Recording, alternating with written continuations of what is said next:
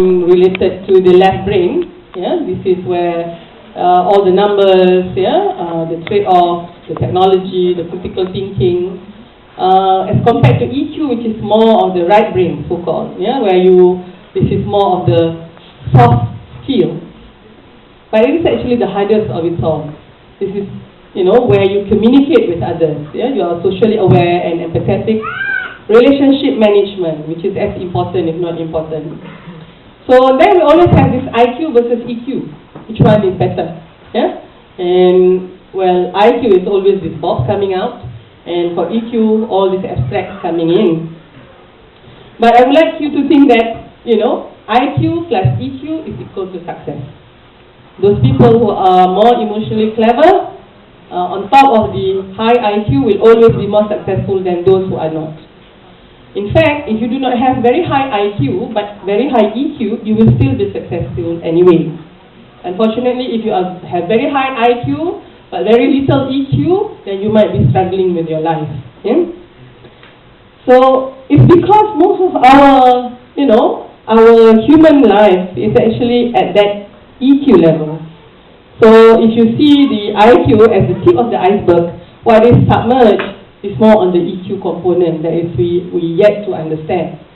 And this is the famous seesaw, that when you have, high EQ, then the EQ sort of going to come down, okay? And when you have a higher EQ, then the EQ will come down.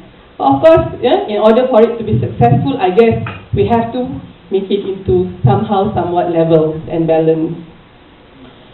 This is an interesting observation that, of course, EQ, which gets you through school, somewhat at certain level of your life, it is actually going up with EQ as well. Until it reaches 1815, whereby an additional of that IQ would actually associated with a decline in EQ. So I'm trying to tell you is that EQ can decline. You might be emotionally clever in one area of your life, but become quite unclever later on. Vice versa. Yeah, so it's a dynamic relationship about being clever emotionally.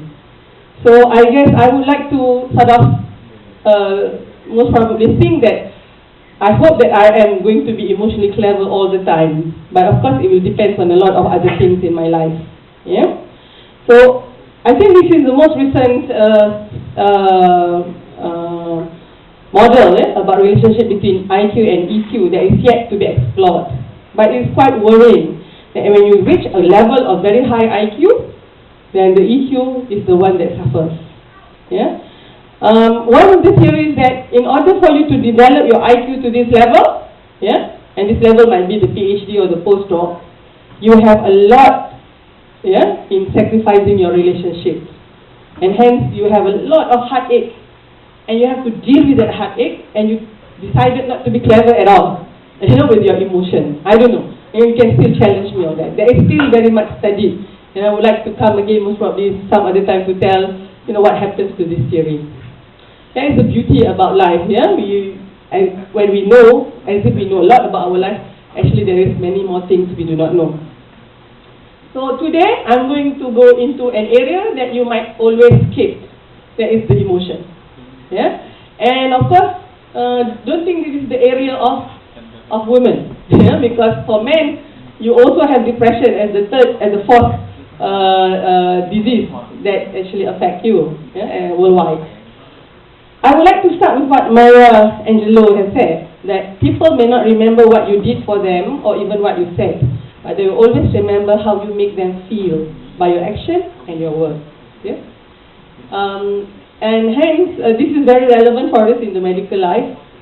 You would spend the whole night not sleeping, trying to make sure that the person who's admitted to the ER alive. In 3 days' time, he will walk out the emergency ward, not even saying thanks to you, not even look at you. Yeah, because, well, that is very common. But hence, we must always sort of instill some kind of emotional relationship with our patients. Then only you can get some sort of reaction and response in terms of them recognizing you, if you want that. Okay. Now, you must understand that emotion are impulses to action, yeah? And instant plans for handling life. And you have all this anger, sadness, yeah? Enjoyment, everything. In fact, jealousy is a mixture of anger, sadness, and fear. Hence, jealousy is one of the most complex feelings that one can deal with. Okay, so you can actually have one feeling, but you can have more complex feelings like jealousy. Yeah? And fear, most probably. Yeah? Fear is always a lot more than just feeling afraid. It is always that uncertainty, that perceive of failure. These are all the things. Now, first, you can have that, angry, worry, bored. But if you realize, in the English literature, they have a lot of description about emotion. Happy is not just happy. It can either be excitement. I feel excited, I feel elated, I'm on cloud 9. So there's a lot of description. But for the Malay language, from where I come from, I do not know about your culture, we do not have many emotional words. Are you happy? Yes. Are you sad? No. But I'm not really feeling very happy or very sad. So that is, and it's always difficult to most probably get to your emotion because you're not supposed to be very emotional. You need to hide your emotion. That is more acceptable. Yeah? If you're angry, don't show off your anger. Yeah? If you don't agree, you disagree, then you just sit quietly at the end. You don't challenge. Yeah? So, this is a very important slide. If you do not get anything from my slide today, this should be the only one take home. Yeah? Emotion is the window to one's thought. Hence, whatever is in your thinking, it is going to be demonstrated through your emotion. To me, this knowledge about this liberated me so much. So now I know what's in my thinking process. It's just getting in touch with my emotion. So if you have a positive thought, it will always end up with a positive emotion. And if you have negative thoughts, it will end up with negative emotion. As long as you are normal. If you are not, in other words, positive thoughts causing negative emotion, vice versa, you have to see my psychiatrist colleague. This is what we call incongruence of emotion. So I do not know how you feel now, but if you check, it is all depending on what you are thinking now. Some of you are most probably enjoying this, and because you have good thoughts about me. Some of you are really saying, what rubbish is this? And it's because, you have different thoughts in your mind. So it's all about that. So please, ladies and gentlemen, always keep in touch with your emotion to know what's happening in that brain. That is a very important tip tonight. Managing your emotion means something quite different from stifling them. I do not want you to get out of this room thinking that the more you stifle your emotion, the cleverer you are in managing your emotion. No, it means you understand that emotion. Where does it come from? And then you make the decision whether you want to use that to turn the situation to your benefit. If not, it will take over you. So, emotional intelligence is just being defined, the ability to perceive emotion, and then to generate emotion. So now it's not just being under the control of emotion. You will now generate whatever emotion you want to have. Understand the emotion and the emotional knowledge, and reflectively regulate your emotion. This is what meant by emotional intelligence. No wonder you really like a person who can keep their emotions checked, because they are really good. It's not that they don't get angry, but they are very clever in letting go of that bit of anger that is just needed. It's not that they don't become sad, but they will only allow sadness to consume them to a certain level. Okay, so they are always in control. Emotional intelligence is the foundation which creates the capability and capacity to change in individuals and organizations to achieve higher levels of performance. This is by the guru of emotional intelligence himself, Daniel Goleman. Your EQ is the level of your ability to understand other people, what motivates them, and how to work cooperatively with them. Howard Gardner, he's from Harvard, he's always telling you that EQ is not just about knowing your emotions, but most importantly, knowing how the other person feels.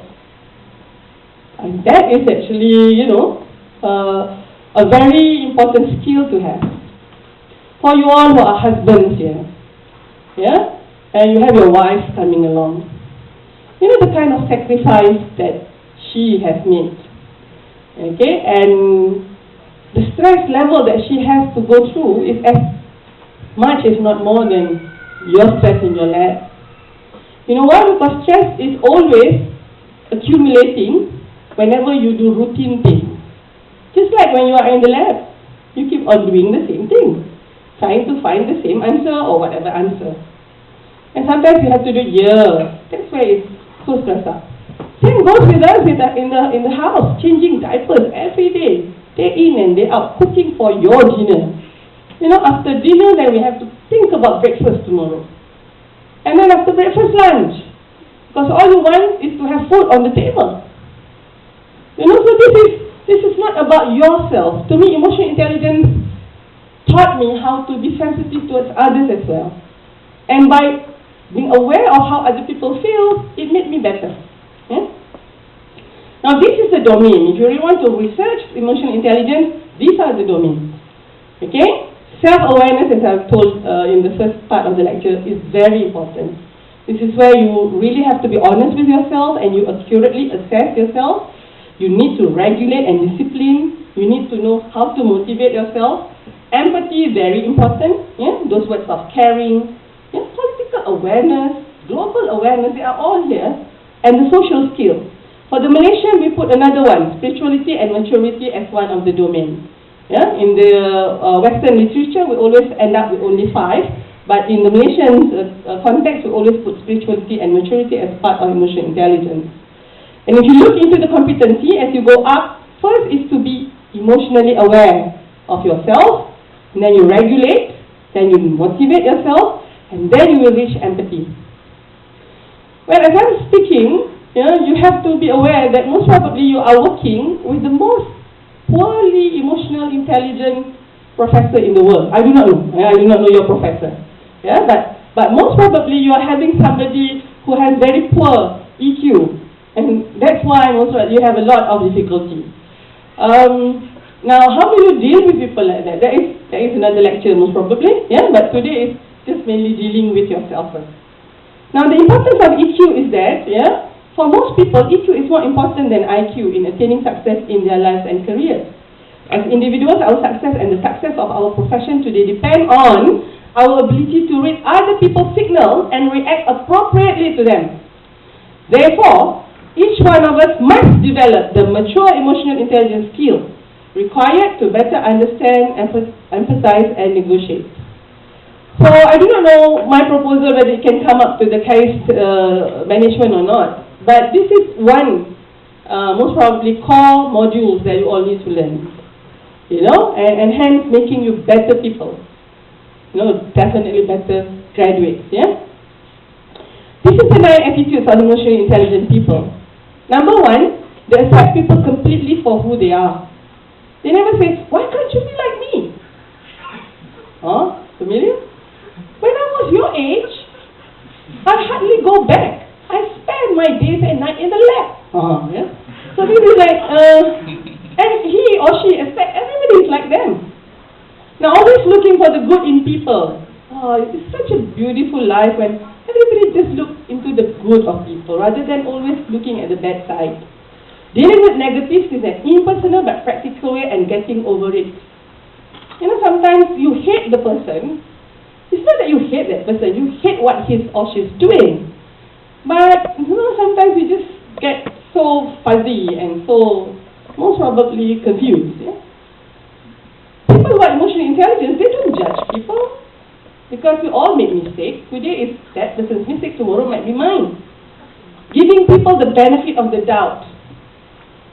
Wonder why he did that. But most probably he has he's always giving that doubt. Yeah?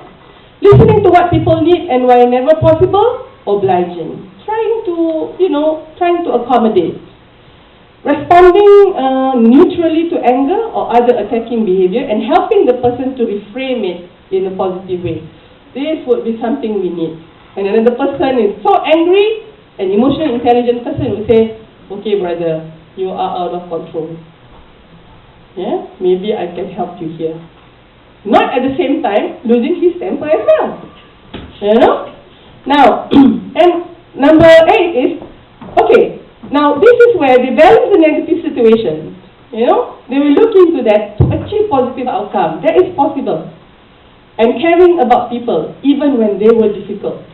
I love this. People who are emotionally intelligent would handle people very well, no matter how difficult they are.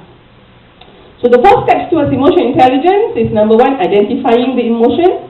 Then you understand where it comes from. Then you make a decision whether you want to use it or not. And then we manage the emotion quickly. Identifying emotion is the ability to recognize how you and those around you are feeling. How do I feel now? Happy? Angry? Or whatever? And how does the other person feel? I find this very important, you know, whenever I'm supervising my PhD or my master student, it's always like, okay, how does that person feel after I just turned down the proposal? It was really stupid. Yeah? But of course I have to most probably put it not so directly, yeah, or maybe giving a more positive comment rather than just put it aside. Understanding emotion, the ability to understand where that comes from. Why do I feel this way? What is in my thinking? You know? And why does the other person feel this way as well? And how will we feel? Okay? Now, this is the ability to generate an emotion and then reason for this emotion. After you have understood where it comes from, then you ask yourself, is this mood helpful or not? Am I going to use it or not? Is it going to focus our attention, motivate us, or make us worse? So you decide whether you want to use it, and then you will allow yourself to manage the emotion in yourself. Very importantly, shall I choose to be angry or not? Shall I choose to be sad or not? The first thing that I know learning how to be emotionally intelligent is this, you know, this power of managing whether shall I be angry or shall I not be angry? Shall I be sad or shall I not be sad? Yeah, I'm going to be sad, but I will only allow this much of sadness. Hence, I am no longer consumed by all those negative emotions. Now, this is how you look into PQ, which is physical quotient, IQ, EQ, we have just talked about it. Well, there is another one up there, which is the SQ, the spiritual intelligence, which acts with inner wisdom guided by compassion. Unfortunately, this SQ is the one most commonly forgotten. You know why? Because we think we can survive without it. But if you remember my first slide, that we are made up of, you know, our body, mind, heart, and soul. So we really have to put an equal emphasis on the soul as well. So if IQ is actually the left brain, the EQ is the right brain, the SQ is the whole brain. And hence you are looking at it as a whole. Coming back to this spiritual journey, who or what am I? Who has created me? Okay? Why am I here? What am I supposed to do? Where will I go after death? So some of us